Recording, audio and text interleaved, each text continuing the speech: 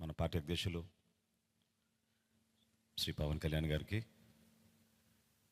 జనసేన శాసనసభ్యులుగా మీరందరూ కూడా ప్రజల పక్షాన్ని నిలబడి పార్టీ ప్రతినిధిగా ఎన్నికైనందుకు మిమ్మల్ని కూడా మొట్టమొదటి శాసనసభ పక్ష సమావేశానికి మనందరం కూడా ఇంత గర్వంగా మంగళగిరిలో మన పార్టీ కార్యాలయంలో ప్రెసిడెంట్ గారి ఆధ్వర్యంలో ఈ విధంగా చేసుకోవడం నిజంగానే పూర్వజనంలో మనం చేసుకున్న ఒక గొప్ప అదృష్టంగా మనం భావించి ప్రజలకి మరింత అంకిత భావంతో, నిండు మనసుతోటి, బాధ్యతతోటి మనందరం కూడా చేయాల్సిన అనేక కార్యక్రమాల గురించి, వీటన్నిటికన్నా పార్టీతోటి చేసే ప్రయాణంలో చిత్తశుద్ధి, నిబద్ధత మన పార్టీ అధ్యక్షులు గారికి అన్ని విధాలుగా ఎల్లప్పుడూ అండగా నిలబడే విధంగా మనందరం కూడా ఆంధ్ర ప్రజలు చూసి గర్వపడే విధంగా మనం కష్టపడి పనిచేయాలని మనస్ఫూర్తిగా నేను కోరుకుంటూ, ఈరోజు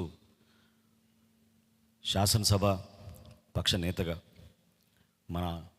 మనందరం కూడా ఎంతో గర్వంగా మన పార్టీ అధ్యక్షులు శ్రీ పవన్ కళ్యాణ్ గారిని నాయకుడిగా ఎన్నుకోవడం కోసం ఈ సమావేశం ఏర్పాటు చేయడం జరిగింది. సో ఆ తీర్మానం ముందుగా నేను చదువుతాను, దాని తర్వాత మనందరం కూడా ప్రెసిడెంట్ గారిని అభినందించి అప్పుడు కొనసాగిద్దాం. తీర్మానం: ఆంధ్రప్రదేశ్ సభకు జనసేన తరఫున ఎన్నికైన మేము జూన్ 11, 2024 సమావేశమై శ్రీ కొనిదెల పవన్ కళ్యాణ్ గారిని గర్వంగా జనసేన పార్టీ శాసనసభ పక్ష నాయకునిగా ఏకగ్రీవంగా ఎన్నుకుంటున్నాం. మీరందరూ కూడా I think you should give a rousing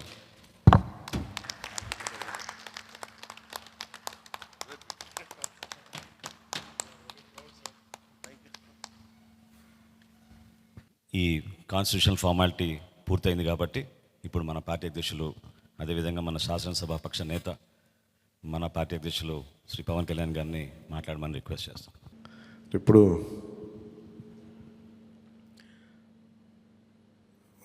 party నేతగా మాట్లాడటం అలవాటు ప్రెసిడెంట్గా మన శాసనసభ పక్ష నాయకుడిగా మాట్లాడాలంటే కొత్తగా ఉంది. ఇప్పుడు గొడవలు పెట్టుకోవడం, మాట్లాడటం, సమస్యలు తీసుకురావడం. బట్ మీ అందరికీ అపూర్వమైన మెజారిటీలతోటి ఘన విజయం సాధించిన మీ అందరికీ, ప్రతి ఒక్కరికి పేరు పేరున నా హృదయపూర్వక అభినందనలు, ధన్యవాదాలు. ఈ సందర్భంలో మేము want to share few things. చాలా ఒంటరి ప్రయాణం చేశాం. జాతీయ స్థాయి నాయకులు కూడా ఢిల్లీలో వాళ్ళు అడుగుతుంది ఏంటంటే, నువ్వు ఎలా పార్టీ నడిపావు? పార్టీ నడపడం మాకు తెలుసు కదా, అధికారం ఒక గుర్తింపు ఉన్న జాతీయ స్థాయి పార్టీలో ఉండి అసలు అధికారం లేకపోతే ఎంత కష్టమో మాకు తెలుసు. అలాంటిది మీరు not even recognised party, just registered party, మీరు ఎలా సస్టైన్ చేశారు ఇంతకాలం? వాళ్ళకి నేను ఒకటే చెప్పాను, మేమంటే ప్రేమించే జన సైనికులు, వీర మహిళలు, జనసేన మద్దతుదారులు, వారి వల్ల మేము బలంగా నిలబడగలిగాం. ఒక తీర్మానం నా సైడ్ నుంచి ఏంటంటే, ఈ ఘన విజయానికి కారకులైన అంటే దశాబ్దంగా అన్ని ఒడిదుడుకుల్ని ఎదుర్కొంటూ, దెబ్బతింటూ, క్షేత్రస్థాయిలో అన్ని రకాలుగా ఇబ్బందులు పడుతూ మనకి మద్దతు ఇచ్చిన జన సైనికులకి, వీర మహిళలకి, జనసేన నాయకులందరికీ కూడా వారికి నా మనస్ఫూర్తిగా నా అభినందనలు తెలియజేస్తూ ఉన్నాను. మీరు లేకపోతే ఈ రోజున ఈ విజయం ఉండేది కాదు. అలాగే ఈ విజయం అసలు మనం చేసిన పోరాటానికి ముగ్ధులై 2019లో తప్పు చేసాం, ఈసారి ఎట్టి పరిస్థితుల్లో మేము తప్పు చేయమని ప్రతి ఒక్కరూ ఒక 100 మందిలో కలిస్తే 100 మంది చెప్పేవాళ్ళు, ఒకళ్ళు కలిస్తే ఒకళ్ళు చెప్పేవాళ్ళు, ఏ మూలకెళ్ళి చెప్పేవాళ్ళు. ఈ రోజున మనందరికీ కూడా ఇంత భారీ మెజారిటీలు వచ్చినాయి అంటే మనల్ని నమ్మిన ప్రజలందరికీ హృదయపూర్వకంగా మన ఈ మీటింగ్ తరపు నుంచి నేను వారికి నా కృతజ్ఞతలు, అభినందనలు తెలియజేస్తున్నాను. మనకి వీ హ్యావ్ గ్రేట్ రెస్పాన్సిబిలిటీ. అంటే నేను మొన్నదాకా మాట్లాడుతున్నప్పుడు అదొక పొలిటికల్ రెటారిక్ అనిపించుకోవచ్చు, but I believed in that and I believe in that. అంటే we have to bring back accountability and politics, జవాబుదారీతనం తిరిగి రాజకీయాల్లోకి తీసుకురావాలి. గొడవ పెట్టుకునేటప్పుడు అంటే మనోహర్ గారు మేము చాలాసార్లు మాట్లాడుకున్నప్పుడు cooperation and confrontation is a part of democracy.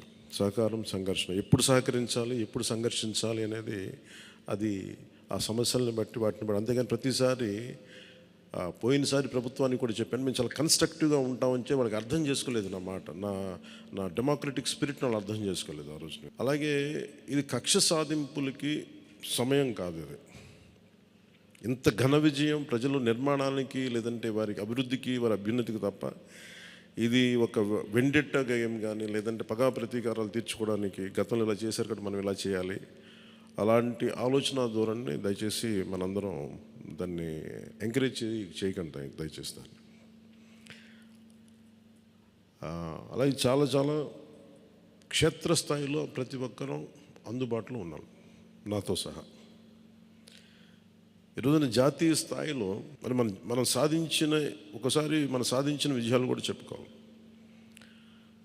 చాలామంది పొలిటికల్ పార్టీ ప్రారంభించారు, మూసేశారు భారతదేశం మొత్తం మీద. ఈవెన్ ఫ్రమ్ పంజాబ్ నుంచి ఎవరో వచ్చి మాట్లాడుతున్నారు, వాళ్ళ అకాలీదళ్ ఫ్యాక్షన్ ఒకటి. మా నాన్నగారు స్టార్ట్ చేశారు, మేము స్టార్ట్ చేసి ఇనిషియేట్ చేసి ఆఫ్ చేసేసుకోవాల్సి వచ్చిందని. మన ఎన్నికలకి మనం సాధించింది from a registered political party నుంచి రికగ్నైజ్డ్ పొలిటికల్ పార్టీ.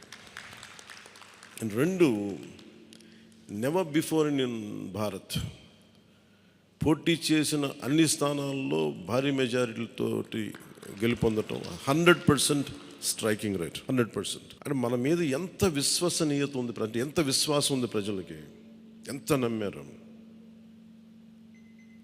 ఇది వాళ్ళు చేసి చూపించారు. 2019లో ఎలక్షన్లు అయిపోయిన వెంటనే మేము తప్పు చేసాం, మేము నీకు నిలబడతామని చెప్పి అది ఈ రోజున మనకి మద్దతుగా నిలిచిన ప్రజలందరికీ కూడా ఇంకొక మారు చాలా చాలా ప్రత్యేకమైన ధన్యవాదాలు. అలాగే 2 పార్లమెంట్లు పెట్టాం. అంటే దాదాపు మీరు చూస్తే 2 పార్లమెంట్లు మనం ఇవి తీసుకుని దాదాపు ఒక 45 స్థానాల్లో మనం ప్రభావితం ఉన్నట్టు మనం ఖచ్చితంగా డైరెక్ట్గా. అలాగే మన టీడీపీ, మన ఎన్డీఏ కూటమిలో మిగతా పార్టీల విజయానికి కూడా మేము ఎంత బలంగా నిలబడ్డామో మీ అందరికీ తెలిసింది. ఓట్ ట్రాన్స్ఫర్ ఎంత బాగా జరిగిందో, ఫస్ట్ టైం చాలా అవేకెండ్ ఓటింగ్ జరిగింది, చాలా రెస్పాన్సిబుల్ ఓటింగ్ జరిగింది. వీళ్ళందరూ న్యూ జనరేషన్. అసలు యువత ఎంత నమ్మారంటే అర్ధరాత్రి వాళ్ళకి 12 అయినా కానీ 11 అయినా కానీ ఆ ఎండలో మండుటెండలో నిలబడి మధ్యాహ్నం నుంచి వాళ్ళ క్యూలు వాళ్ళకి వంతు వచ్చే వరకు అలా నిలబడి మరి ఓట్లు వేశారు. అంటే ఇవన్నీ చాలా చాలా బాధ్యతనిచ్చాయి. అలాగే ఈరోజు మనం మాట్లాడుకున్నప్పుడు కూడా రేపు మన పవర్ షేరింగ్ ఏంటి ఇవన్నీ కూడా మీకు తెలియజేస్తాను. ఇది మన ప్రతి ఒక్కరికి నా ఉద్దేశం మనందరం అందుబాటులో ఉండాలి. అది మీరు మనందరం కలిపి ఒక సమిష్టిగా ఒక నిర్ణయం తీసుకుందాం, ఒక కమిటీగా ఏర్పడి ఎన్ని రోజుల్లో మనం నియోజకవర్గంలో అందుబాటులో ఉండాలి. అలాగే ప్రభుత్వానికి సంబంధించి సమస్యలకు సంబంధించి ప్రజలకి ఎంతంత ఏ అవసరాలు ఉంటే మనం ఎలా అనుసంధానం చేసుకోవాలి మిగతా మన ఎన్డీఏ పార్ట్నర్స్ తోటి. అలాగే కేంద్రంలో ఇప్పుడు మనకి చాలా చోట్ల మన నియోజకవర్గాల్లో బ్రిడ్జ్, ఒక్కోసారి ఓవర్ బ్రిడ్జెస్ కానీ ఇవన్నీ కేంద్ర పరిధిలో ఉంటాయి. అవన్నీ మీరు చేయాల్సింది ఏంటంటే మన నియోజకవర్గపు సమస్యలు ప్రాధాన్యత అంటే యాజ్ పర్